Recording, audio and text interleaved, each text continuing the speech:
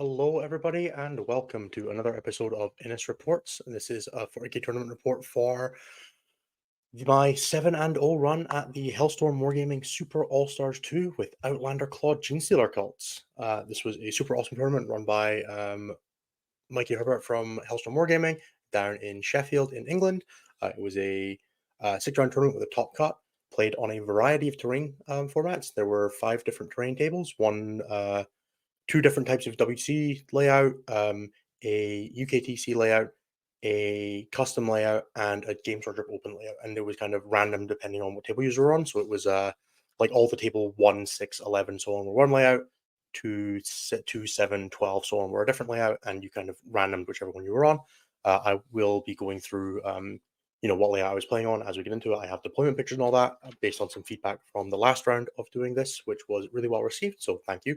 That's why we're back doing another one. If you want to continue seeing more of these, please remember to do all the stuff in the description, like comment. There were tons of people commenting on the last one, which was awesome to see. So thank you a ton for that. And yeah, we're going to more or less roll straight into it. I'm going to try to aim to be a little bit more professional on this one in terms of the like doing some sponsors and stuff like that. So that'll all be at the end. But otherwise, let's get straight into it. This was my 7-0 run with Outlander Claw Genestealer Cults, and we are going to start at the top with what the list was, why I played it, and why I think this was a competitive thing to bring to the tournament. So, start at the top. The list was Outlander Claw Genestealer Cults. Outlander Claw gives you double OC for your bikes and vehicles, and also sticky objective for your bikes. And then it gives you a few cool stratagems. The main ones being go back into reserve for vehicles and bikes, 4 conformable save for bikes and ridge runners, and -1 damage for trucks. There are also a couple of other ones that are vaguely useful, like moving blips and getting lethal hits that didn't come up a ton, and a reactive move for bikes and ridge runners as well that comes up occasionally.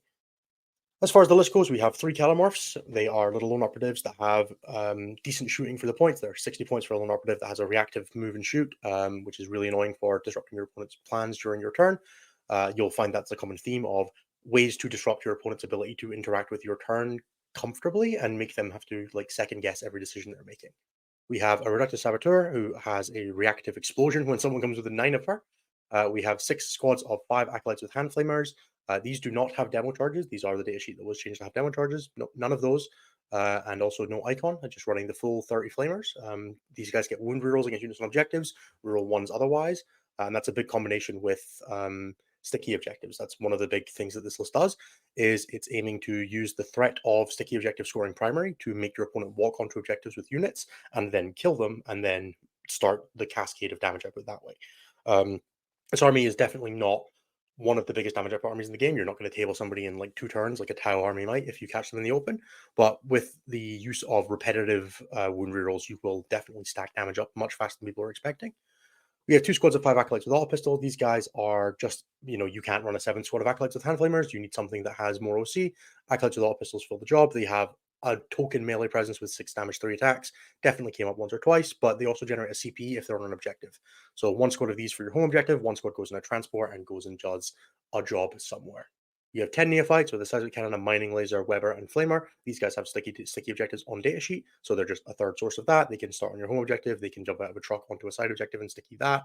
They benefit quite a lot from wound rerolls, from disembarking from a Goliath truck, with the Weber and the Flamer both particularly having quite a lot of shots. And again, it's just 10 models with 20 OC and regeneration. So if your opponent doesn't kill them with 1 shot, they come back. Or if they come back from dying, it's 10 models that you can screen a lot of area with, or stand on 2 objectives, or do a lot of secondaries with. We have 2 squads of 5 Atla Jackals with the Incinerators. I like just having a little bit of extra flamer power in the list. All told, I think the list has 40d6 flamer shots a turn once you combine everything together, which is pretty respectable. These are just your OC2 sticky objective unit with Scout. What Scout means for these guys is that when you go first, you can scout onto a large number of neutral objectives. At the start of the end of your command phase, you're controlling those objectives. You go, these are now sticky, and then you run off them away from your opponent, and you say, you now have to come onto these to deal with it. You're not going to get any units to kill. You just have to walk onto them with something that you are okay with losing, because I'm going to kill it, because it is now on an objective, and I have, 30 flamers with full wound rerolls against units and objectives, and they also get those rerolls in melee. Just very, very powerful unit from the Acolytes with Hand Flamers there. That's kind of the infantry and scoring package. Lots of stuff that can come back. You've got that turn 1 and 2 4 up, turn 3 onwards 5 up to bring the units back. You're expecting to get, I would say, roughly 4 or 5 units should die on turn 1 and 2, and then, through the rest, so you should be expecting to get 2 or 3 of those back, and then towards the end of the game, you probably expecting to get, like, another 2 or 3 back, so your usual expected value is, like, 4 or 5, maybe 6 units back in a game. It definitely can be higher, definitely can be lower. The earlier you get dying, the quicker stuff starts coming back. I often found that what that meant was that I wanted to push quite a lot on, like, turn 1 and 2 with this list, and go and do a lot of, like, scoring and damage output to give myself the most opportunity to have comeback rolls. If my opponent kills 6 squads of acolytes and I bring 3 of them back on turn, I push on my turn 1, they kill them all on turn 1, they come back on turn 2, they die again. It's just increasing the rate of return for those units in the value. It's like having 10 Angrons. The quicker they die, the quicker they come back, is sometimes how it feels. On the vehicle side, we have 2 Goliath trucks. These are the ones that give wound rerolls to the guys that disembark from it. They have kind of irrelevant shooting, but they are toughness 9 with 10 wounds and 4 OC.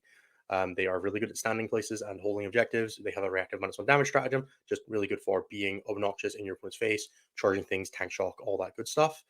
We have 3 Goliath Rock Grinders. These are kind of probably the closest thing to a damage source in the list that isn't like swingy. They have 8 attacks in melee at damage 2. They have a pretty decent flamer. They have fire index 6. You can have 5 flamers embarked in them, meaning that you can kick out 76 flamer shots from these guys, which is pretty respectable. From the back of fire index for a 120 point unit that is toughness 10 with 10 wounds, 3-up save, and potentially again access to that -1 damage. You can go back and reserve. Lots of like cool options for these guys. They're a big source of tank shock damage. The ability to stop people falling back from them, or making them take desperate escape tests when they fall back from them, often kills 1 or 2 more durable models when you want to deal with them. Things like Thunderwolf Cavalry, Accursed Cultists even don't necessarily love getting stuck in with these guys. And their damage output is high enough that your opponent can't ignore them, but it's not so high that you're like upset when they die. They are ultimately just an 120 point transport.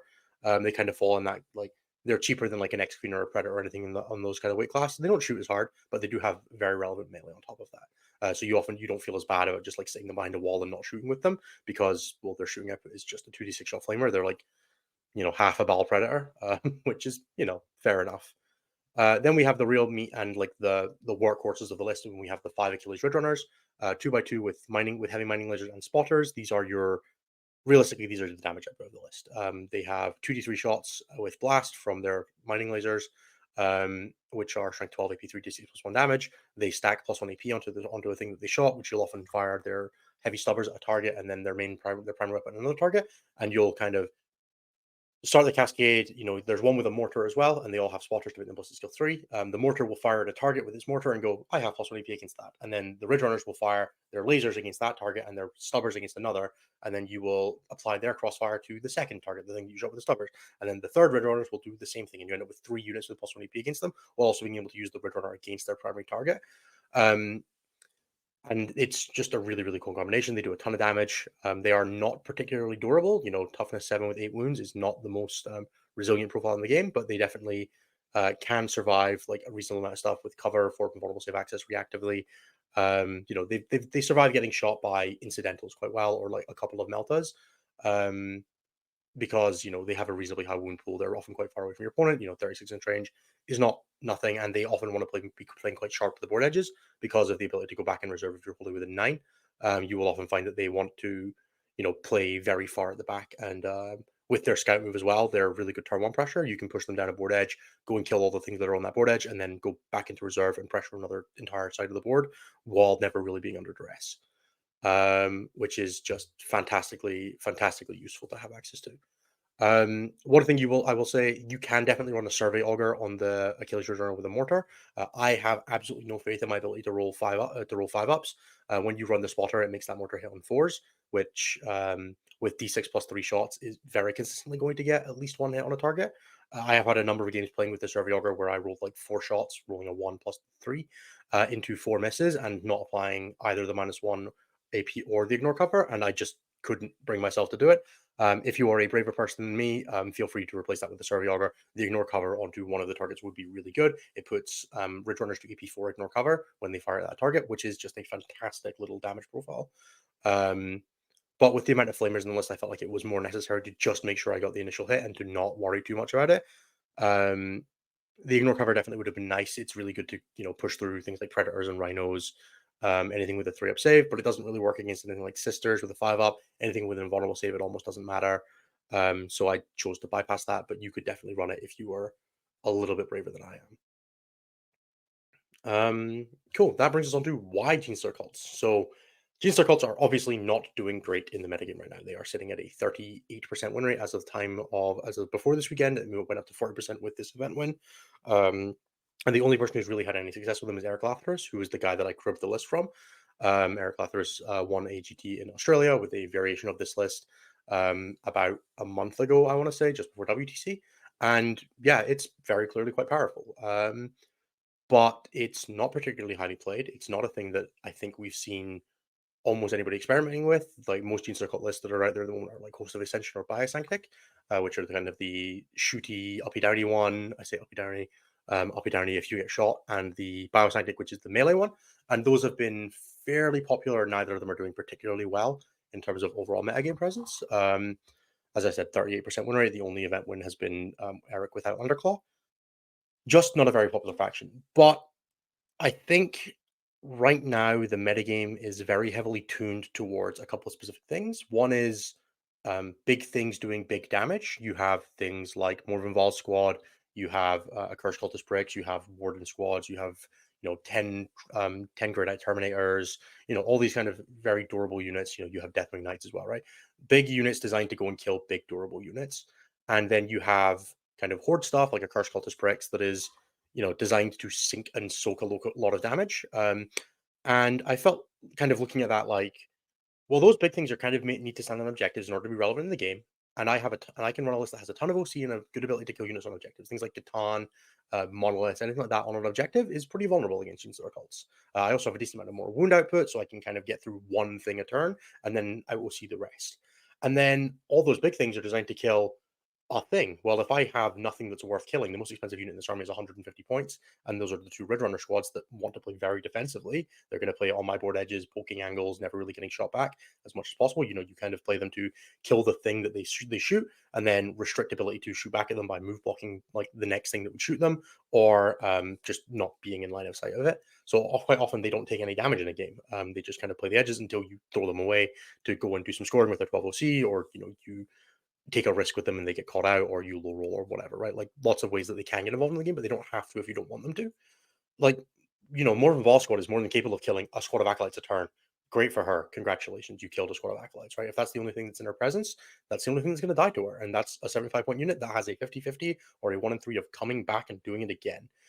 And then it's so much OC. This list has like all told 180 OC or something ridiculous like that. Every single model on this list is OC2 or higher except the 4 characters. And the vehicles combined, the 10 of them have a combined OC of 56.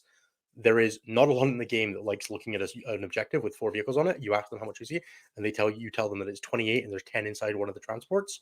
People often look at that and go, okay, that's your primary. And you'll see that in a lot of the scores that my scores were often really, really high. I think I had one game that was below an 80 points, below a 90-point score. And that was the finals where things got a little bit away from me, which obviously we'll talk about when we go through the individual games. But a lot of the games, it was just I score points. I deny you points for as long as it needs for me to get to the point where you cannot catch me. And then it doesn't matter if I run out of staying power towards the end. I have hit my 45 primary. I am going to get 30 plus secondaries. That's cool. That's 90 something points. Congratulations. I have won the game by a margin, regardless of what you get to. If I denied you 10 primary on the way through, unless it's a mission that has an insane end game scoring potential like Linchpin. And even then, I've potentially still denied you, giving you like a 3 and a 3 into like an 8 and then a 23 or whatever. Cool. That's still not enough to catch my 45. And that was a lot of the way that this list was approaching. What it turned out being was that this list was also perfectly capable of just tabling you. And when I say tabling, I mean functionally tabling, right? Like you were down to the point where you have nothing left except dregs. And yeah, I might not have a lot left either, but quite often I did, because a bunch of it came back and stood on objectives. And you ended a lot of games with 12, 1,500 points of Genestealer Cults left on the table, of which, yeah, 1,000 of it died already and come back.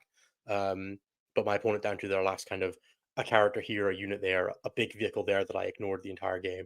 My game against Guard, for example, there was a Rogaldorn that I interacted with by charging it twice, and that was all that ever happened. And yeah, it shot a bunch of stuff to death, but it was on an objective with its 5 OC that I was taking off it with a squad of bikes or a neophyte squad or an acolyte squad, and it's never really got to do anything besides it killed a tank and then it killed 5 guys. Great, man. I'm really like terrified of that. So yeah, that was kind of the thinking behind Outlander Claw. And I'm really happy to say that it worked basically exactly how we drew it up. Big units on objectives, died so fast to hand flamers. You stick +1 AP on them and you sink damage into them, unless it's exactly something with a 2-up save and Armor of Contempt. You were killing through it. Like and then even if it was between the Saboteur with grenade, the Bike's Demolition Run for the mortal wounds when they drive past you. You could put 10 mortal wounds on those squads. I played a game against Stormlance where it was just drive by mortal wounds, never interacting with the Blood Surge. And it was so fantastically fun to play. Being able to interact in so many different ways, have the ability to really pressure somebody when you go first as well, was something that I wanted to touch on very quickly before we go into the individual games. Pariah Nexus, I've spoken about it a bunch, is a pack that wants you to go second. It has endgame scoring in almost all the missions. You have secret missions, which very heavily incentivize the player going second because they're just easier when you go second. And the nice thing about Genestealer Cults is I have 5 units with Scout that are more than capable of absolutely running up the score against you if I get to start the game out. Like the Jackals have Scout 9, the Quad Bikes have Scout 9. Sorry, the Ridgerunners have Scout 9. Like that is a lot of pressure in your face turn 1, or you bleeding units into me immediately to screen it, right? If you want to screen that, unless it's exactly Scouts with Scout and Infiltrate, I'm going to kill a bunch of stuff turn 1 if you try to screen it out, or I'm going to put my stuff in amazing positions. I'm going to sticky objectives and walk off them, and then you're going to have to walk on them and instigate, and then I'm going to unload damage on you from staged positions because there is so much forward pressure in this list, and that's the thing that I'm really valuing at Pariah Nexus right now. Is any army with really good access to Scout. Things like Votan and World Eaters are kind of in the same boat. Like, you never want to be unhappy going first in this pack. You are going to need to deploy with a level of aggression, and having that aggression come from units with Scout means that you are even happier when you go second because you pull them back. So you either get to be amazingly happy going second in Pariah Nexus, or you're going first and you're like, cool, I get to sticky all of the midfield objectives, I get to stage up, and then I get to put all my guns into great positions, and now you have to walk forward into nothing because there's no hard targets. There's like punching shadows. And that is so fun to be able to say to your opponent, okay, I'm going to walk forward, sticky all the midfield objectives, and then drive backwards. Good luck. So yeah, that's going to roll on. Now, as I said, I do have deployment pictures from almost all of my games. I think one game it's a after my scout moves picture, and one game it's a mid turn 2 picture, but mostly that game was against Hypercrypt, so it's kind of very self-explanatory. So the structure for this is I'm going to go through kind of what my opponent's list was, what my general game plan was. Then I will have the score sheet on that same page, and then we'll kind of talk about the game in general while looking at the deployment picture to try to give you an idea of what the approach was. I might bounce back and forth between the deployment picture and the score sheet, just for the sake of everybody. Right. Round 1, I have Niall Jenkins. He is playing Tau Retaliation Cadre. This is and again, I'm not going to run through the list. It's on the sheet. Please feel free to take a pause and have a read of it. We are playing Crucible of Battle, and this was Scorched Earth, and it was Inspired Leadership, which basically never comes up. That's the +1 leadership when you're within 6 of your Warlord and he's outside your deployment zone, or they're outside your deployment zone. This was a mass suits Tau list. Lots of 3-inch deep strike, fire and fade, and then uppy downy on the one squad of enforcers with fusion, like a lot of fusion, a lot of flame roll to burst, and then not a ton of other stuff. Like there's double Riptide and 2x3 stealth suits and a Pathfinder team. But in terms of like small scoring units to stand on objectives, there is a strike team which is going to sit on this home objective. There is a Pathfinder team, and there's 2 stealth teams. Other than that, it's going to be big things on objectives. There's not a lot of other ways he has to approach this game. So my general thought process here was, okay, he put during the pre-game deployment, he put an Enforcer squad and he put the Cold Star squad with Fusion in reserve, and he put the Cold Star with Farsight in reserve, and then I believe the rest were on the board in like fairly like aggressive positions. The Cold Stars having advance and shoot means that they're quite good at getting up the board, and then the Riptides were quite defensively deployed in his backfield. So I kind of looked at it and I was like, right, I'm going to save the Rejoiners for the last drop. They're going to try to go down somewhere where they can apply turn 1 pressure. They can drive forward and potentially shoot like a crisis team, right? That was the goal. 21-inch movement. I should be able to get line of sight on one of them. Ideally, it's going to be either the Cold Star team with the fire knives, or the Cold Star team with the burst cannons. The burst cannons being the ideal target because they are really, really nasty for my army. Like that ability to split fire, because they have that slightly longer range, is much nastier for me than the flamers, because the flamers, I can play my units quite like separate so that he doesn't get big value out of a lot of them.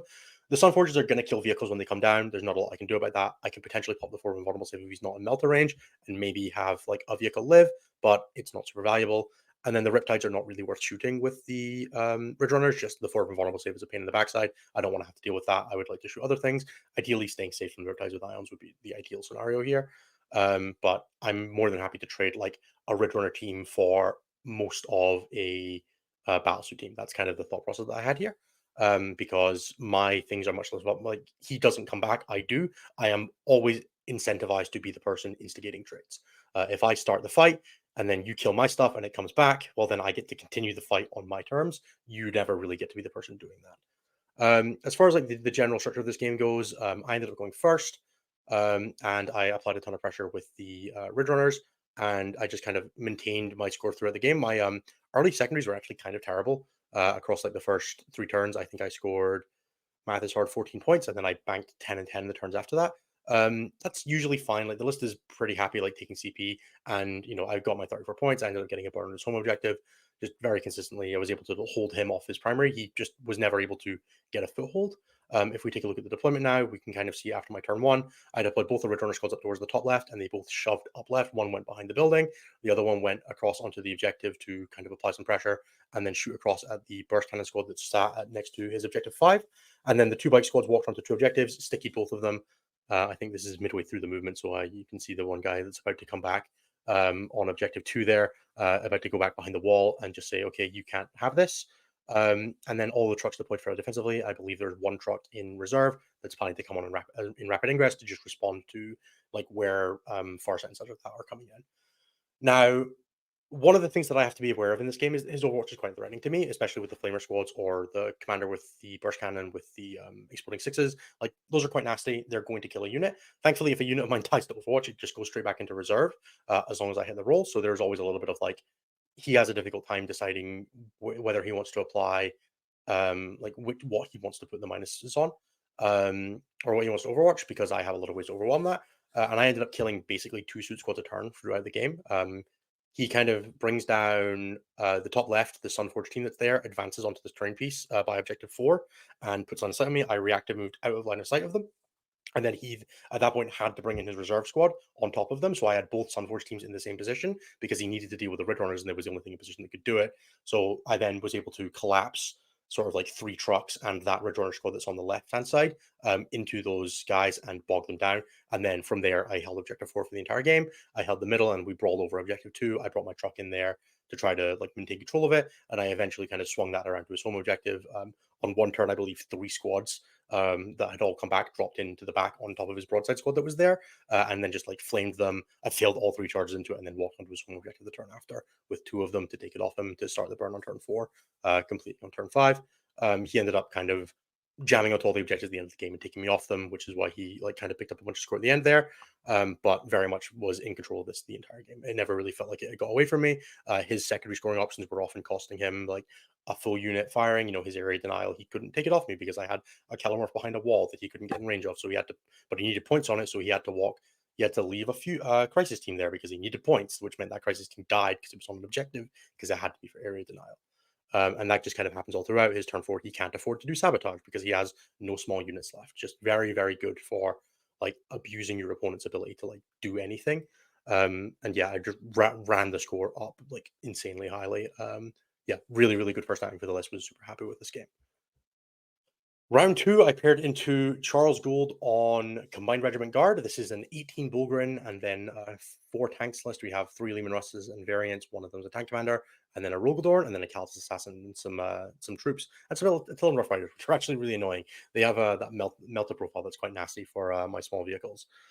This was the Ritual, and it was a Swift Action, which is Battle Line and Advance in Action, which I don't believe ever came up. I have a lot of Battle Line units in my army, 9 of them, but most of the time it was like a truck making objectives because I wanted to keep OC on it. Now, with this being ritual, we're kind of both assuming that we're going to get sort of 40 primary without really trying. The typical pattern in the ritual is you get 5, 10, 15, 15, assuming that you can make objectives defensively. So my entire game plan was protect my 15s on the later turn. So make sure I get my 45 primary. Do not ever let him interact with it. And I can do that quite easily. I have so much OC that I can sit in my deployment zone. If I put, 3 of the objectives and I make them near each other, I can have trucks on 2 objectives. I can have acolytes behind walls of stuff. And he's playing fairly fair guard. He has to come through me, right? There's no indirect or anything here that's going to go over the top of me. He's got to go through the tanks. So a lot of this is make him come over me and keep him at arm's length. Use the fact that there are going to be a lot of objectives on the board.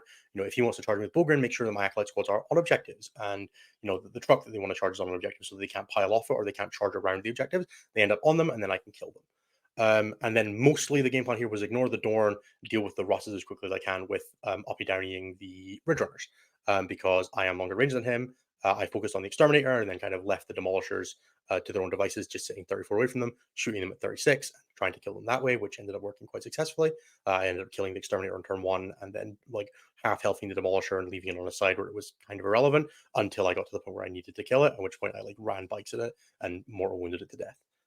Ended up dying on turn 5, but having never really been relevant throughout the game from there.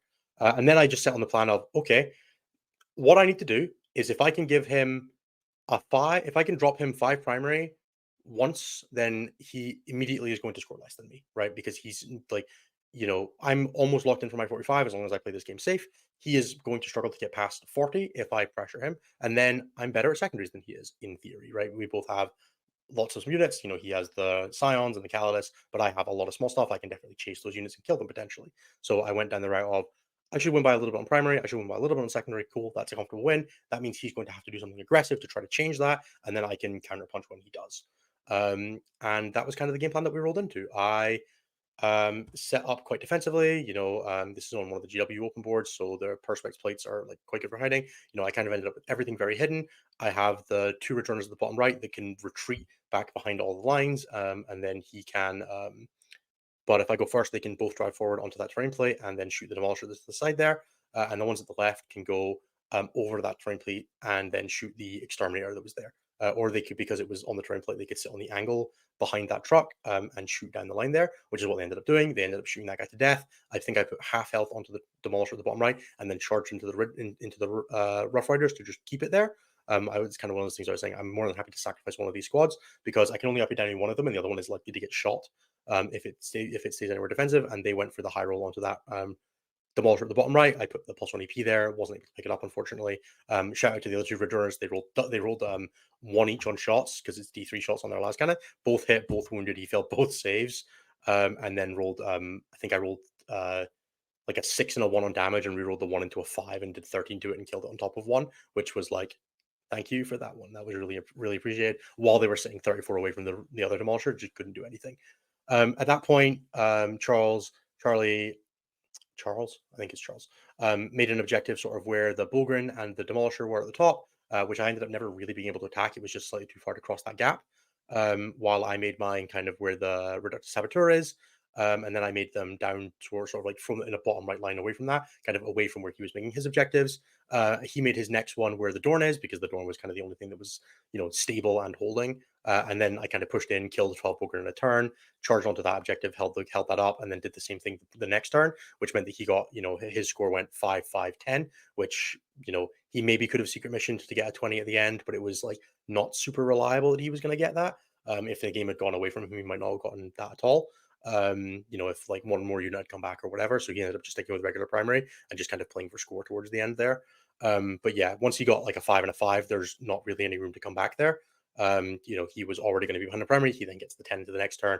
I think highlight of this game for me, his Calidus heroic intervention into me charging onto his objective and charged the acolytes, killed 3 of them, and then the acolyte and the sergeant killed the Calidus back because she had to walk onto the objective, and I had full wound rerolls, which meant that I killed them, stayed in combat with the Dorn, and took that objective off him. There was definitely a world where that had gone a little nasty.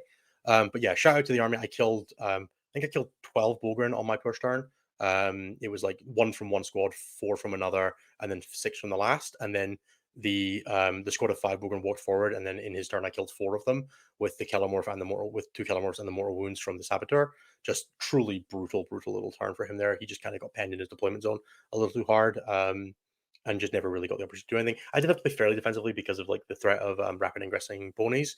Like I had to keep good shooting lanes and things like that. But I just at one point I had too many objectives down. I had like the full set of 3 that were all clustered, and I was holding the middle for a lot of the turns, and also holding hits. So just unfortunately, he never really had a chance to get back into this. I think if he had made his objectives down towards the bottom right, I'd have had a harder time cracking it. If he had gone down towards where the Demolisher was, just because it's a harder place of the board for me to access. But his Bogren were super defensively deployed. One of them was in Deep Strike as well, or Reserve. It came in sort of and just rolled the 9 into towards where his objective was, which meant that all those Bogren ended up quite clustered on his objective, which is why I was never pushing him off that 5. It was a lot of distance to kind of cross with like a bike squad or a neophyte squad out of an objective. With like the GW terrain being really small, there was nowhere to like. I couldn't get onto this terrain, onto these terrain plates, like the one where the Saboteur is. I had an objective there, but I couldn't leave a vehicle there. Whereas if this had been like a WTC ruin, I could have had a vehicle there and then, you know, jump out, move the 6 forward, and then charge like the Creek squad or the Acadian squad that was on that objective. And maybe that would have given me more of an out. But with it being GW terrain, there just wasn't space to do that. So I was kind of forced to play off the plates. But yeah, super interesting game with Charles. I think he like did a pretty good job of keeping the score close, but there was just not a lot of room for him to do much better in the ritual, unfortunately. My list was just really good at applying thermal pressure.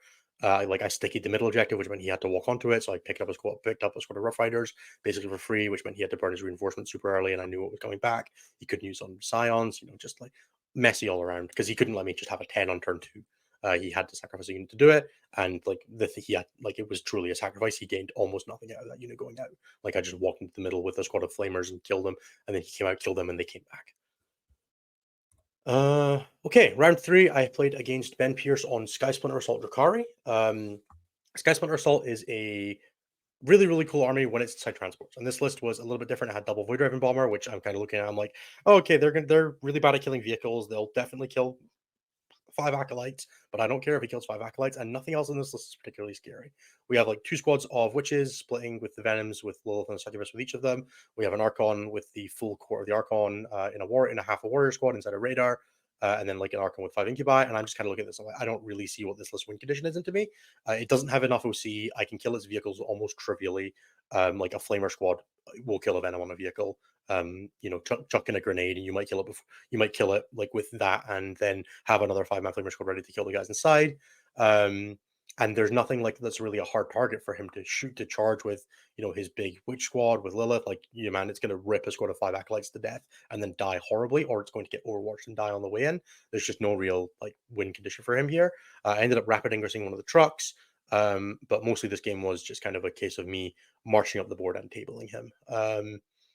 I think both Void Ravens came in, like one ingressed on turn 2, one came in on turn 3, and I physically blocked both of them so neither of them could come in, both of them would have to fly off the board, and then I full screened the board so they both had to kind of walk off.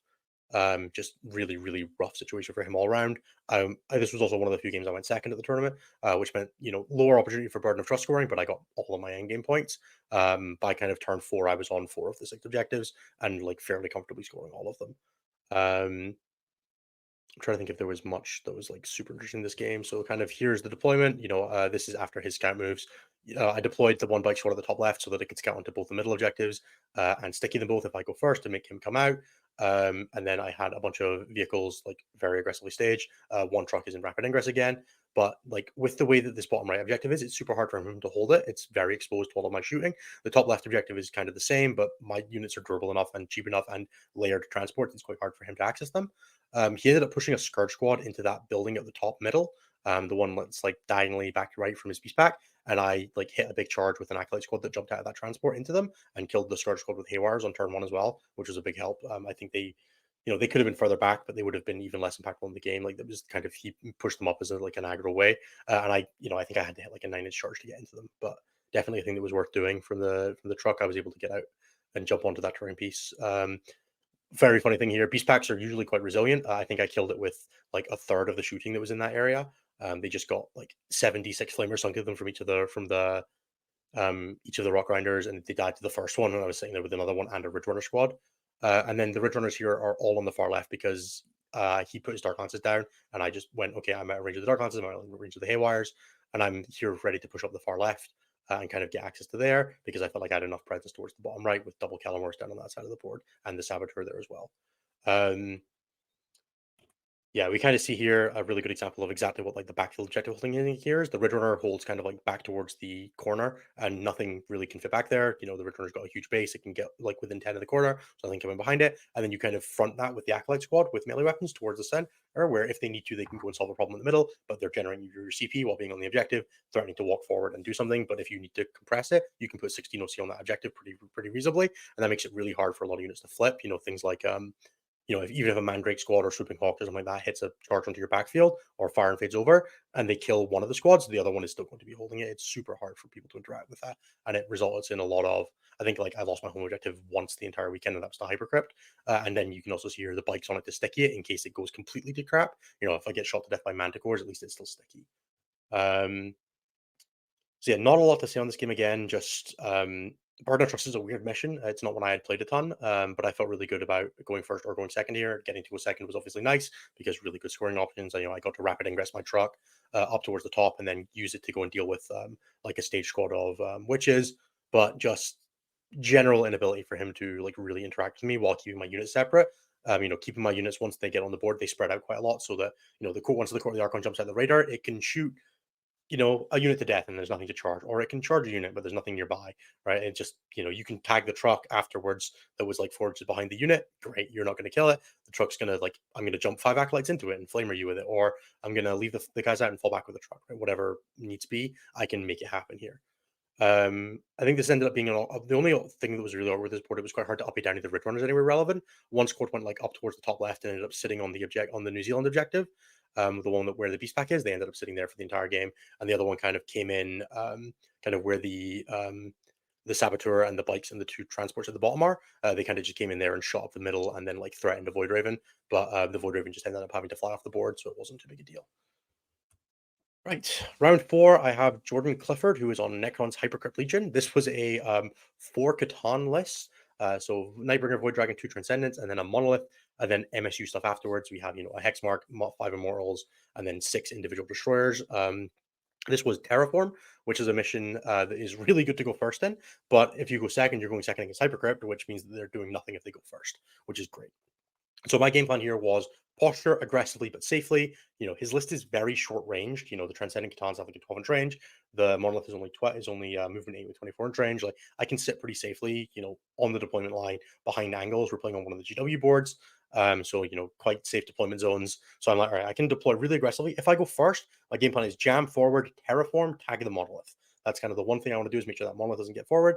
Bike squads have really conveniently the one quad that is 4 wounds, which means the Monolith's 3 damage. He needs to hit 6 times and wound 6 times on 2s and 2s, which is really, really low odds. And he can't overwatch me because the Monolith can't overwatch. So I'm like, all right, turn 1, bike squad, stickies an objective, charge that. If I go first, if I go second, play safe. And if I go first, I want to start ideally 2 terraforms and make him come to me, make those Catans start shining on objectives, try to pick up as many of the destroyers as I can as quickly as I can. He started a couple of them in reserve.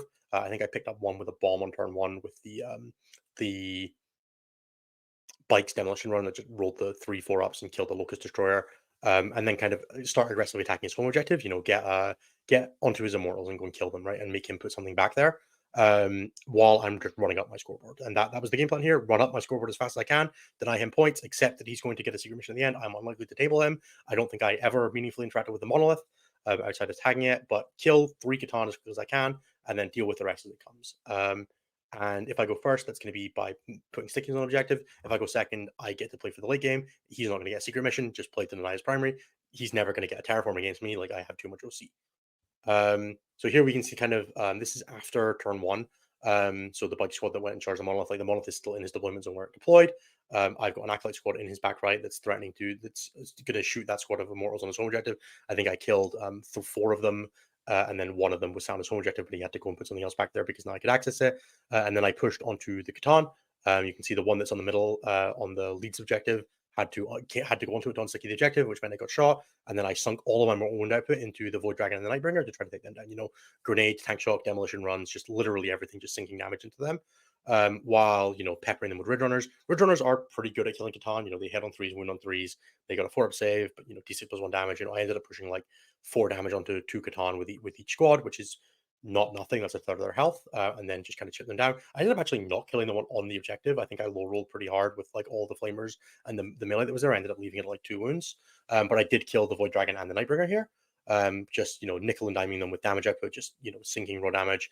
I fired like the truck here at the top right, fired into the Nightbringer, which meant that when I fired the Neophyte squad at them, they have full wound rerolls. So, and I'd stuck +1 AP on them from the Ridge Runner squad that fired at them, which meant that, the Flamer did 2 or 3 wounds and he failed 2 saves and both the Feel No Pains. The Weber did 2 devastating wounds and he failed one of the Feel No Pains, right? It's just really, really doing nickel and dime damage, but Catan do not like nickel and dime damage. They are not the most durable to that. And then, I have 3 Kellamorphs that were handing out like a decent number of devastating wounds, across each of them. You're roughly expecting 1 or 2 saves, 1 or 2 devastating wounds. 2 of them had jumped out of trucks, which meant they had full wound rerolls, like just really, really messy for him to deal with. And even just things like the Stubbers with AP1 are twin linked. They're going to make him take saves. I ended up charging this Catan here with the truck to hold it down, and he killed me, which I was really not expecting, given that he was wounding on 5s, and I had a 6-up save against it and 10 wounds.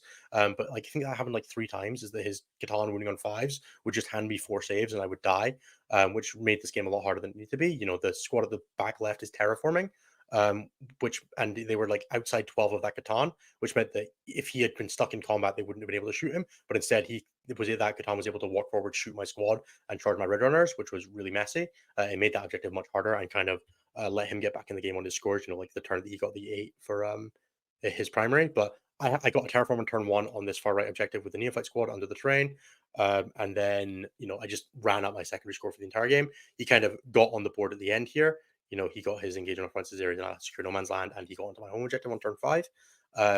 But I was really happy with just like playing controlled, just OC on objectives. Like a monolith is OC 8, great. If it never touches an objective until it never touched an objective until turn 5. It just wasn't able to use its OC, and I was able to pick up 2.5 Catan on my go turn. And honestly, I think there was a pretty reasonable world I got 3 there. But it wasn't the one I lived in. I went for a few other things like doing a terraform and clearing his home objective. Whereas if I just sink all that damage into their Catan, maybe I kill it and maybe this game's a little cleaner, a little easier. But yeah, and then going second obviously would have made this game much easier again because no up down on turn 1 for Hypercrypt. Yeah, the last thing here, we both had so many CP this game. I think the only thing that I ever spent CP on were grenade. I was just grenading and tank shocking like a Catan every turn. But my early score, like I got a discard on turn 1, which meant that I just rolled a bunch of CP, and then this acolyte squad on my home objective, I think it gave me CP 3 times out of 5. It just meant that I was rolling in CP and able to do like whatever I wanted. -1 damaging a truck to make sure it doesn't die to the monolith's top gun when it split fires guns off and things like that. Yeah, really, really, really good game. Really enjoyed my game with Jordan. And that was the last game that I played off stream this weekend. Now, for anybody who knows me, I find playing on stream really stressful. I am very worried about making a mistake or not making a mistake, but like, making a rules mistake or cheating or anything like that, because obviously this is my full-time job and I really would like to continue being a 40K player. So there's a lot of like pressure, more than the usual to like make sure I'm not getting anything wrong. But yeah, I think, and I also have a habit of losing on stream. I think my last like 4 or 5 games on stream before this event had been losses, which is really like, it starts getting to you. You're like, come on, do I just fold under pressure? But thankfully I was able to overcome that. And obviously I like playing on stream, right? It's great. Great for you guys to be able to see me play, especially with armies like this. And it's really cool to like be able to show myself off and be like, hey, this is me. I'm pretty good at 40K. You should listen to what I say, because it's good advertising for StatCheck and for my personal coaching and all that kind of thing. So yeah, shout out to Mikey and the rest of the Hellstorm guys for allowing me to be on the stream there. If you want to watch the first 2 games, they are on the Hellstorm Wargaming YouTube channel. I think it's called like I invited 500 players to I invited the best player to win $500 or £500 or something like that. The third game, the final, you can see the first hour and a half of or so. Unfortunately, the last hour or so is cut off because the stream ends at 12 hours, which just goes to show you how much Warhammer we were playing. The stream ended after 12 hours. We'd been playing the entire time, and there was still game to play. So we played properly. I think we finished at like 10 p.m. 4 games in a day is always pretty brutal. And the third game, definitely, there were some mistakes on both of our sides in terms of just that.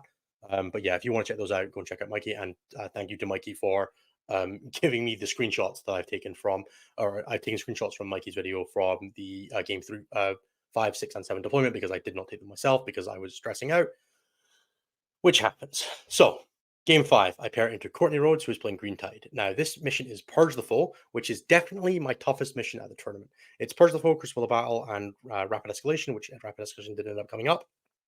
But the main thing here is that it's kill more, and I have 23 units in my list. I am not playing a list that is built for kill more. And yeah, as we see, Courtney gets kill more on 2 of the turns. Turn 2 and turn 3, those are both kill mores. He has a lot of power in this list. This is Green Tide. He has 3 war bosses attached. Like 2 of them are in Knob Squad, so they have really heady. He has 4 Boy Squad. Boy Squads will explode 3 or 4 units of mine if they touch them, or they'll kill a vehicle with the wound reroll strat. Green Tide, and he also has a Blood Surge stratagem, which is really difficult to play around.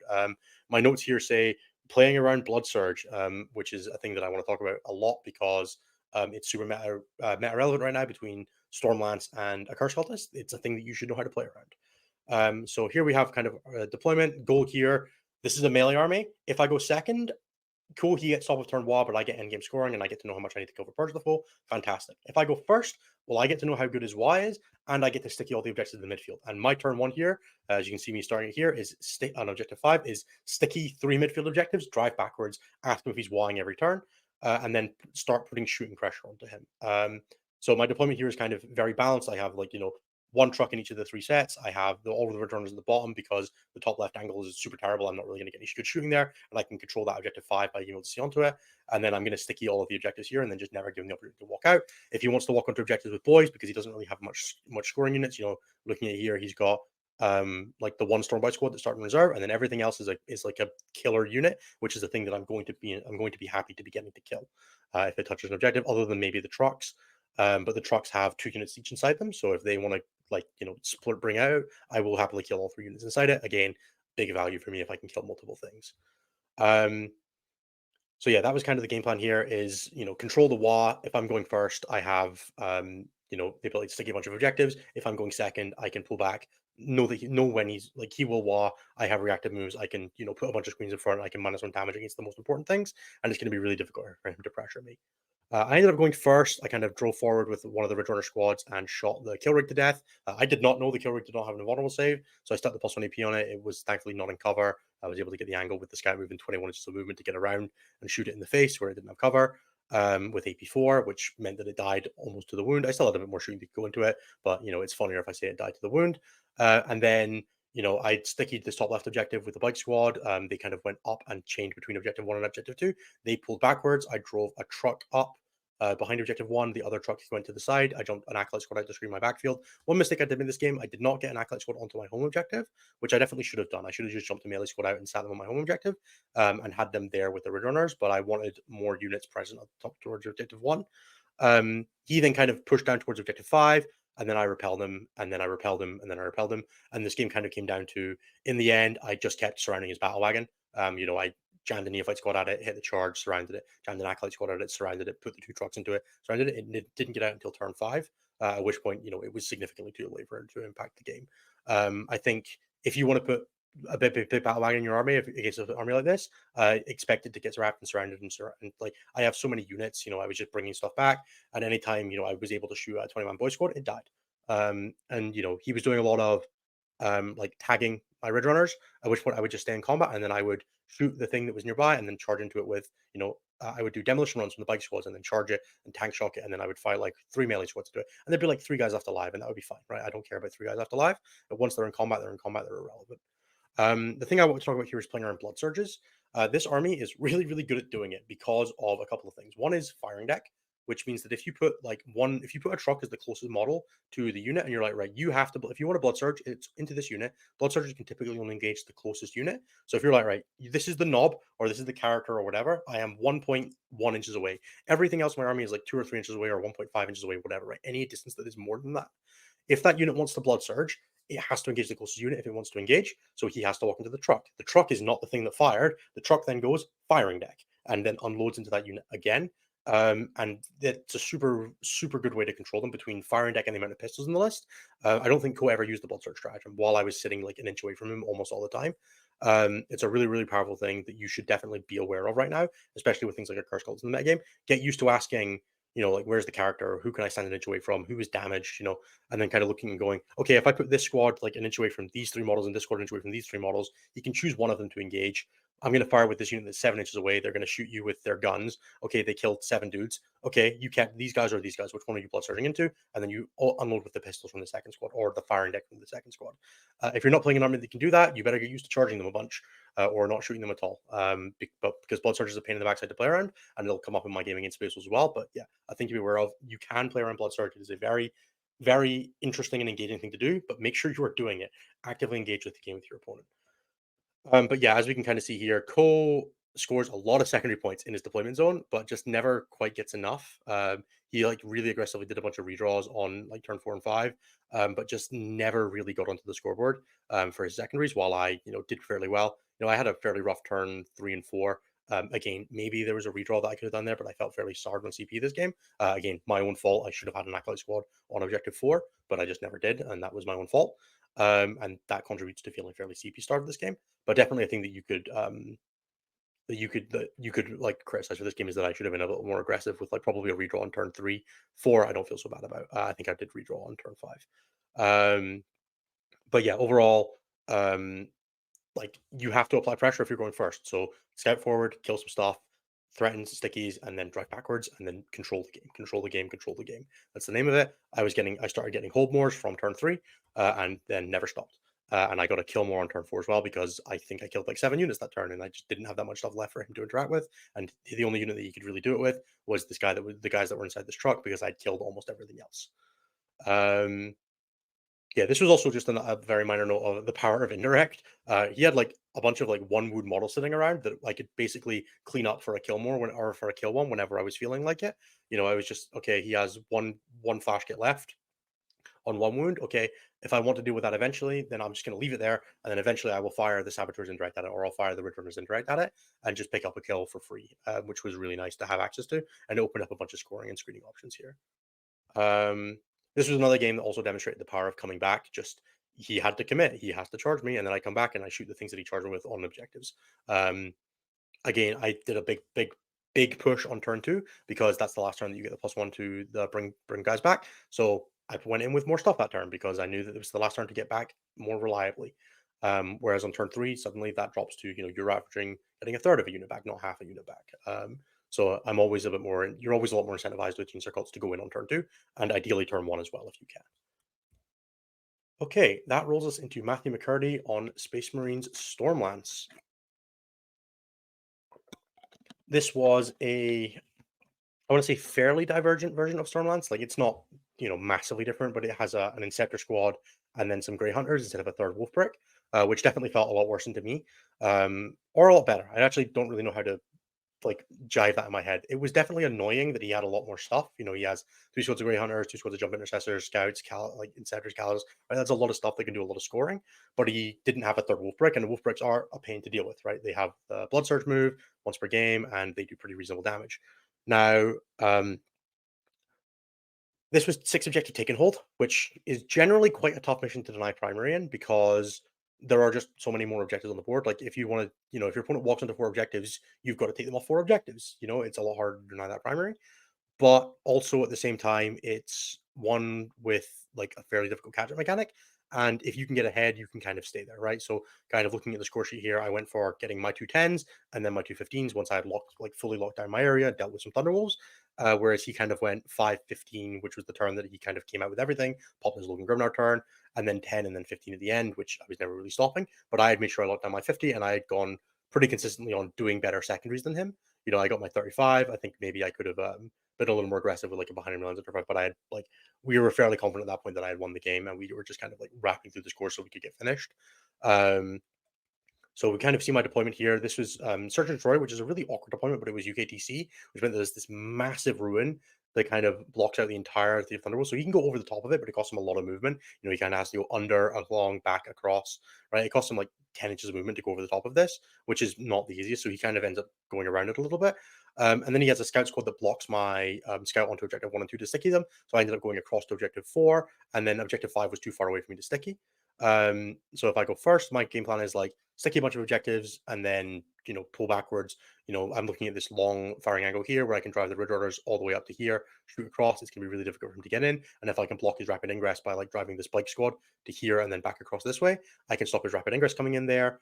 and then like really pressure him out. And then I put the other Ridge Runner squad here to shoot this area if your rapid ingress there, and just give him no good options by blocking with the bikes. If I go second, my game plan is contract backwards a little bit, let him do his stuff, play for the end game, right? Just play to deny him primary. He's going to be able to get on this objective, but I can put OC on it, and I'm just going to play to put OC on his objectives and just give him, give him a 5, give him a 5, then he can get a 15 and a 15 if he wants. I'm going to get my 50, right? Because I'm just going to get the 15 at the end, and I'm going to contract onto I'm going to dogpile this objective or this objective, depending on where he's weaker. So I'm feeling fairly happy about this game. Now, one thing that people have definitely asked is how on earth does this list kill Thunderwolves? And there are kind of like 3 answers to that. One is Grenade and Demolition Run are fantastic at dealing with Thunderwolves. They will just, you will kill. If I can put a Demolition Run on a Grenade, I'll kill a Thunderwolf and a half every turn. And I'll just keep doing that. And then those Thunderwolves can charge a thing and they kill it. And then that's fine. And then I do it again. I've also got the Rock Grinders, which are pretty reasonable at killing them in combat. You're hitting on 3s, winning on 3s. And then they're getting saves on 4s, but you're going to kill a Thunderwolf in combat, maybe 2, and they're only damage 1 when you charge them, and I'm toughness 10. So he's going to, hit me back winning on 6s. Yes, he's got lethal hits. He might have both at the moment, but it's not going to consistently do more than a couple of damage. And then if he wants to fall back from me, he has to do desperate escape checks, which is not reliable. The last thing is you can kind of play around the blood surges. I can put it so that one thing that ended up happening was he had like a squad between objective 4 and 5 that I'm positioned so that it was closest to a truck. Right, the truck was 4 away, but he would have had to go around the building to get to me, which meant that he wasn't able to engage it. And then I put a bunch of other stuff 4.5 inches away, and then I went, okay, now I'm going to start shooting you. Do you want a blood surge? You can only engage the truck. And then he could not blood surge, and I shot the squad to death. I split it down to characters, and ended up. I think that was the turn. That was the turn that he got his 15 here. Was I charged them, and he ended up heroic interventioning, which meant that he couldn't interrupt somewhere else. So he got the points at the expense of his other Thunderwolf squad taking a bunch of damage and getting charged and losing some primary on that side. But yeah, so that's one of the ways to do it is just make them unable to blood surge, or make their blood surge really suck, or put flamers into them. And then the other thing is try to shoot both squads at once, so he can't -1 to hit and wound both of them. I drove the Ridge Runners up the top here, fired into them. He popped the stratagem. I killed 1 Thunderwolf, right? That was all I killed. But then it kind of pushed into here, and it sat there for 2 turns while I pressured up the board. And then I just focused on killing his small units to deny him assets, and then kind of restrict his ability to do scoring. He couldn't get behind enemy lines. He didn't have units to engage on all fronts. His recover assets was a lot harder. Just restrict his options while I racked up my score. The Bring It Down assassination turn was actually killing Bjorn with 2 Ridge Runner squads. That was great fun. Just sinking damage into him and getting rid of him because he doesn't actually have an armor. It doesn't actually have an invulnerable save.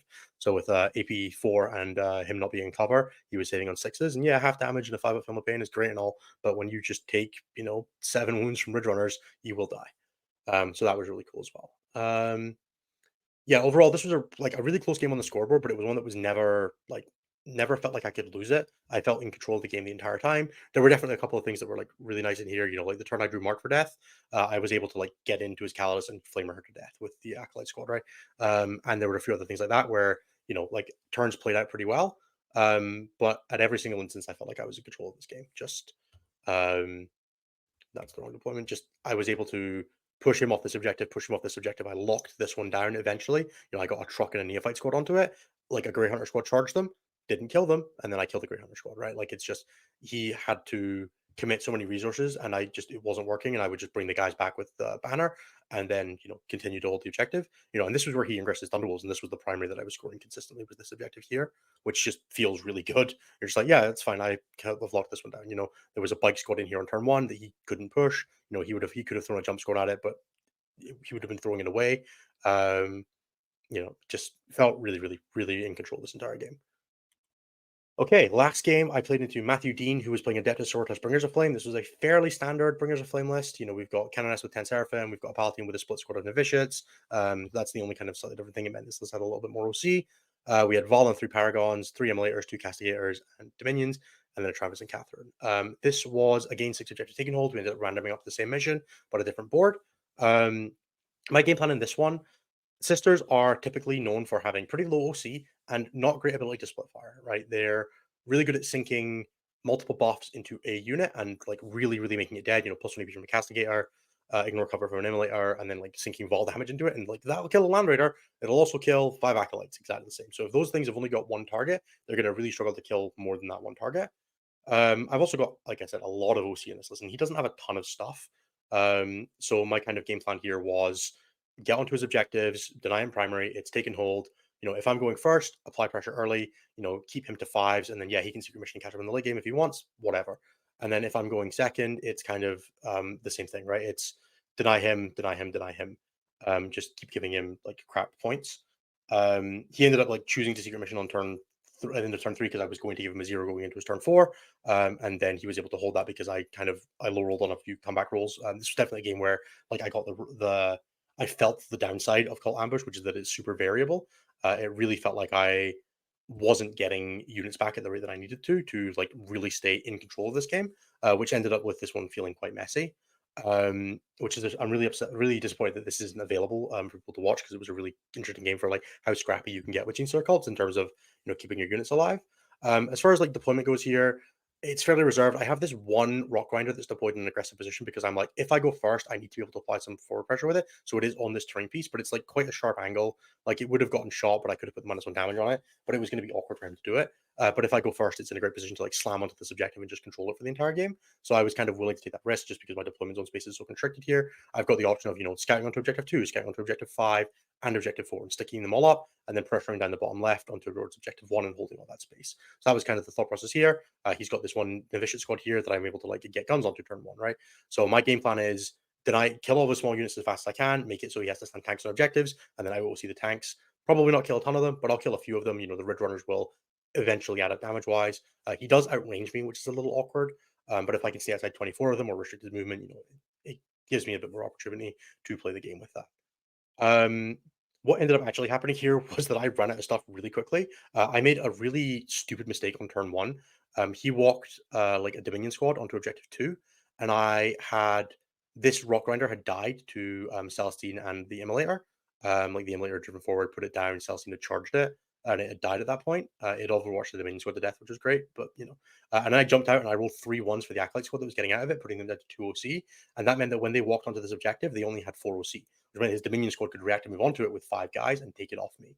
And I kind of made a mistake with this Acolytes, with this Bike squad that was kind of in here at that point, and they came around this way to the objective, to objective 2, instead of going down left to objective 1. And what I needed to do was advance them and then like have once half of the squad go left this way, one half go right this way, and then marry in the middle and be like, okay, cool, they are now both there. And like I have like one dude here, and then I out OC the Castigator and out OC objective 2, and that would have given me the ability to have given him a 5 on turn 2 instead of a 4 or instead of a 10, and that would have put me in a much better position for the entire game because as you can see, he gets like a 10 and then a 10 and then a 20 at the end. But I definitely could have just given him a 5 there, and I would have felt much more in control. I get a 5 myself because he kind of explodes out. I put a bunch of stuff on objective 1 and 2, and then none of it came back, and that was the really awkward position. I had like a 5-man Acolyte squad that didn't come back, a Neophyte squad that didn't come back, a Bike squad that didn't come back, an Acolyte squad that didn't come back, and one Bike squad that did. And I hit 1 out of like 6 4-ups, which definitely can happen with this army, and it's part of the volatility. And part of why GSC are probably not the best army in the game to try to win an event like LVO or LGT with, right? Just there is some level of inconsistency over the course of like a 7 to 9 round tournament. I had some games where I hit a bunch of 4-ups, right? I hit 5 out of 6 on turn 1. So this is just the other end of that, right? Like sometimes it's going to be a little bit worse. But overall, it was kind of I was able to maintain the pace. I cleared out his backfield with an Acolyte squad so that I was able to sneak in there on turn 5, take his home objective. I had like my hero Ridge Runner came out of this back corner, like it had pushed up. It drove sideways, rolled a 12-inch charge into a Seraphim squad, tank shot 5 of them to death, and took objective 4 off him for storm hostile objective. And then reactive moved off the terrain piece so that he couldn't score overwhelming force against it. It then almost took him off his unbroken wall by hitting the charge of the Dominions, but failed at 5-inch rollable to do it. Charge, but it had 2 wounds, so I couldn't drive it out into Overwatch. So I had to roll the charge from behind the wall, which was good play by him, sitting holding that 6. I never interacted with Val. I almost never interacted with the Triumph. I did kill almost everything else with the exception of like 1 Castigator, which was sitting like here, and 1 Castigator, which was sitting on objective 4. But yeah, this list just showed like the absurd power of primary denial, just forcing him into taking like he had terrible secondaries throughout the entire game because I killed all of his small stuff, right? He couldn't do defense stronghold because I was on his home objective. He couldn't do sabotage because he had no small units left. He couldn't do recover assets because he had no small units left. He couldn't do mark of death, right? And he just never had time to score cards. And I think there's like 1 or 2. There's like a redraw in here that I missed out, but yeah, just he never had time to score cards. All of his small units were dead or doing something or tanked. and then he had to go for primary at the end. But I had enough in the tank to get my 15 at the end, or to get my 10 at the end. Definitely could have gotten a 15 there. I considered playing a secret mission here, War of Attrition, because he had no battle in his list. But I was at this point in the game, I had three battle line units left. If one of them hits the 5 up and I get them back, then I'd have felt great. But if I had not hit it, I would have lost the game because I would have dropped 15 primary, and I just decided that wasn't worth the risk. So I took the slightly more comfortable route to just getting a 5 and then a 10. Yeah, but definitely it was brutal trying to hold objective 2 against him because he had a Seraphim squad that was just, or sorry, objective 4 because he had a Seraphim squad that was just ping-ponging in and out of this ruin and taking it off me, which, obviously is exactly part of the power. The turn I got the 15 was actually the Acolyte squad that was here regenerated onto the objective with 4 OC and took it off him, which was great. Like, I love, like, the 2 little Acolyte squads with the banners were super handy. I would love to get a 10-man into the list. But yeah, overall, that was the event. It was a lot of, I have OC and I am mostly data fuel. This was the only game that I didn't end the game with more alive than my opponent. I was definitely running on fumes here, but that's the volatility of the army mechanic. Now we go into closing thoughts. So, how good are GSC is kind of the immediate and obvious question. So I have a few notes here of things I want to talk about. GSC are significantly better than the stats show. Like, they're sitting at a 40% win rate right now. I think Outlander Claw technically has a 50% win rate as an individual detachment, and they are, for that reason, I think Genestealer Cults are better than the stats. I think this army is perfectly capable of punching with basically anything in the game right now. I think there are a few things that are really tough matchups. I would not love playing against like pure infantry Grey Knights, for example, like a 30 Terminator build would be really, really difficult for this list to chew through. You're kind of vulnerable to Mr. Deimos, you're quite vulnerable to their Overwatch and all that kind of thing. Like, I wouldn't love playing against that. And there are a few other things like that. But genuinely, Outlander Claw feels great. And even so, I suppose even that matchup, like the Ridge Runners are really good in that game because they're quite hard to kill and they have D3 shot blast las cannons. You might just rip 4 or 5 Terminators to death. So I don't know. Maybe it's not even that bad. Maybe I'm overselling that. But yeah, the detachment genuinely feels really strong. There is so much frustration for your opponent embedded in this ability, the detachment's ability to stick the objectives on turn 1, make your opponent walk onto them, kill them for trying, or mortal wound output from like just nowhere. Right, the bike squads can do their demolition run even on units in combat, even when they fall back. So if your opponent's like grabbed your truck or whatever, you jump a squad of acolytes into it, firing deck at the top and flamer the thing. You also fire you like drive two bike squads past it and demolition run out twice for 5 mortal wounds, and then your Goliath charges in and tank shocks, and you're like, all right, cool. I might have only fired 1 squad today, but I've still killed this unit. And that's super, super difficult to deal with. Like, not a thing that is kind of like in local conversation right now. There's nobody playing this kind of MSU garbage. And the third place at this event was Johnny on AdMech. I'm gonna say Johnny Simmons, but I'm really sorry if it wasn't. Who was playing this same kind of build? Like, it was MSU bullshit, lots of stuff. Transport's giving out wound rerolls, and then like 1 or 2 big anvil shooting units. Like, I had the Ridge Runners, he had a squad of breachers, and it was the same kind of idea. People are not prepared to deal with this kind of list right now, and it is performing above, probably slightly above its like expected value, but its expected value is higher than the stats are showing because Outlander Claw is a weird list that nobody's really playing right now. And I would definitely recommend giving it a shot if you're at all interested in Genestealer Cults and you want to try winning an event with this kind of build. Like, it's really, really different. It attacks the metagame in a really cool way. And like, as we can see on the scores here, right? Like, it's really, really capable of like putting up big scores. Yeah, in like a team environment, it's maybe not going to be crushing anybody, outside of maybe Drukhari. But a lot of these games are kind of, the game is over, my opponent is scoring whatever secondaries they can get, and I'm not really trying to stop them because I'm just maxing my point score. There was definitely more room for denial in some of these. So yeah, keep an eye on that if you were going to be playing in a team environment. The only thing I will say, it might not hold up to like if this became really popular, people could probably build a little bit more aggressively to beat it by bringing in, more things like infiltrators. Part of, you know, one of the things that often impacts Bliss Hypercrypt is everybody playing it because you start seeing more infiltrators. And this list is fairly comfortable playing around them. It's actually a lot more on the board than people would give it credit for.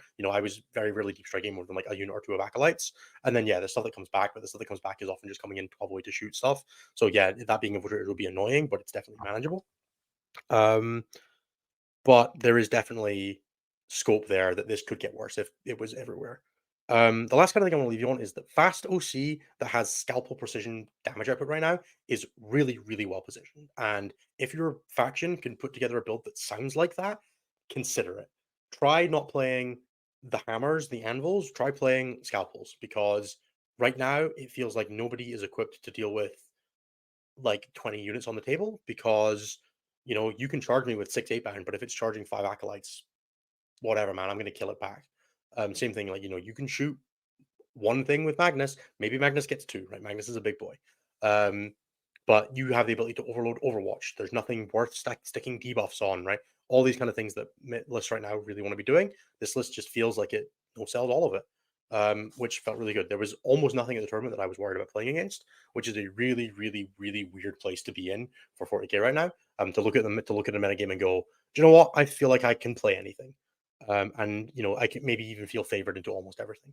There was like that one round in Purge of the Foe. There were a couple of things that would have been sketchy if I'd had to play Space Wolves or the finals in Purge of the Foe. I definitely wouldn't have had a great time. But if you look at your event roster and there's no Purge of the Foe, I am strongly on team like you could just take Outlander Claw and be fine. If there is Purge of the Foe or you're playing it multiple times, maybe I would reconsider. I think that is all I have to say on the Genestealer Cults. There will be another one of these from Champs Cup in about 3 weeks' time. I will be doing taking almost the same list to Champions Cup. I tweaked a couple things around, and I should probably touch on that. So, as far as like the list goes, I'm going to jump back to the very start of the list and talk about what I changed after the tournament. So, the main takeaway I had from the event was that the second Acolyte squad wasn't pulling its weight, the squad with auto pistols, and they came out and they got replaced with a second Neophyte squad for a little bit more OC, a second unit to use the Goliath truck with full rerolls because it just was pretty impressive having the Weber and the Flamer and then all the other stuff with full rerolls like the Seismic Cannon and the Mining Laser, just being able to chip it out.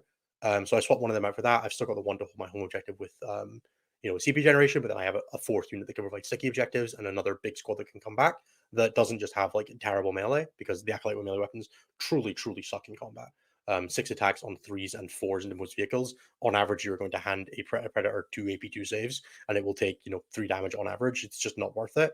So I replaced them with the second Neophyte squad, and then I moved my enhancement that I never used from the Reductus Saboteur to one of the Calomorphs, meaning that the Calomorph can start inside the transport, giving +1 OC to +1 ballistic skill to the firing deck weapons, which means I can fire out the Seismic Cannon and the Mining Laser, hitting on 4s instead of 5s from one of the Goliath trucks, which is pretty nice in like an early turn where you just want to, not necessarily have to expose the Neophytes, but you're okay exposing the truck. Yeah, that's all I've got. Thank you to everybody for watching. If you enjoyed this, please do remember to leave a like, a comment, and subscription. And then I have the standard plugs to do. If you enjoyed hearing from me and you want to hear more of us talking on the internet, check out youtube.com/statcheck, 11 p.m. UK time. Every Tuesday, we go live for our, an hour and a half or two of talking about the metagame stats and 40k in all its forms. Lastly, if you are interested in hearing from me in a more personal manner, you want to talk about Genestealer Cults or any other faction, you want to go back and listen to talk about Dark Angels or any of the other factions that I play or you play, or you've got an event coming up, check out stat-check.com/coaching. I should really add a slide for this. I'm not going to do that now. Stat-check.com/coaching, or drop us an email at coaching@stat-check.com. If you'd like to work with me personally, all the rates are on our website. If you are interested in growing as a player in any capacity or talking about anything, any concepts that we've spoken about today, please do check that out. Lastly, shout out to our sponsors, Red Dragon, J15 Games, Saltar Games, and Will and Yutani.